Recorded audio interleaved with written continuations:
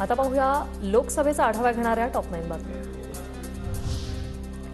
जर इटलीच्या सुनेला स्वीकारू शकता तर आपल्या सुनेला का नाही स्वीकारू शकत? शायना एनसीने केली शरद पवारांवर टीका। तर संसदरत्न पुरस्कार हा चेन्नईच्या प्रायव्हेट संस्थेकडून दिला जातो असं म्हणत लगावला टोला। छगन भुजबळ यांचे खंदे समर्थक व समता परिषदेचे राज्य पदाधिकारी दिलीप खैरे यांनी घेतली लोकसभा निवडणुकीतून माघार। भुजबळांना निवडणुकीतून माघार घ्यावी लागल्याने संतप्त दिलीप खैरे यांनी भरला होता उमेदवारी अर्ज।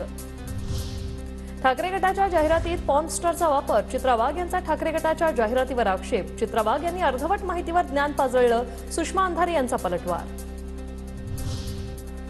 आक्रस ताळ्याबाई सवयीप्रमाणे बडबडून गेल्या, सुषमा अंधारेंकडून ट्विट करत चित्रा वाघ यांना उत्तर।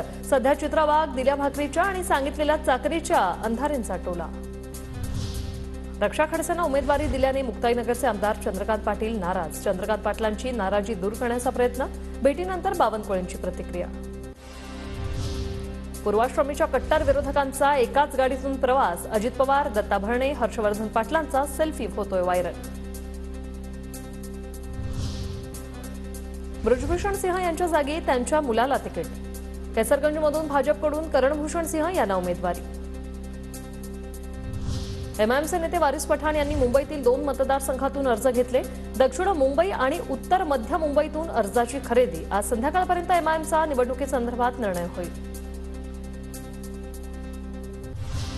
शिंदे गटात गेलेल्या ठाकरे गटाच्या माजी नगरसेवकाची एका दिवसात घरवापसी, वैयक्तिक कामासाठी गेलो आणि मुख्यमंत्र्यांनी पक्षप्रवेश करून घेतला, माजी नगरसेवक पुरुषोत्तम चव्हाण यांचा दावा।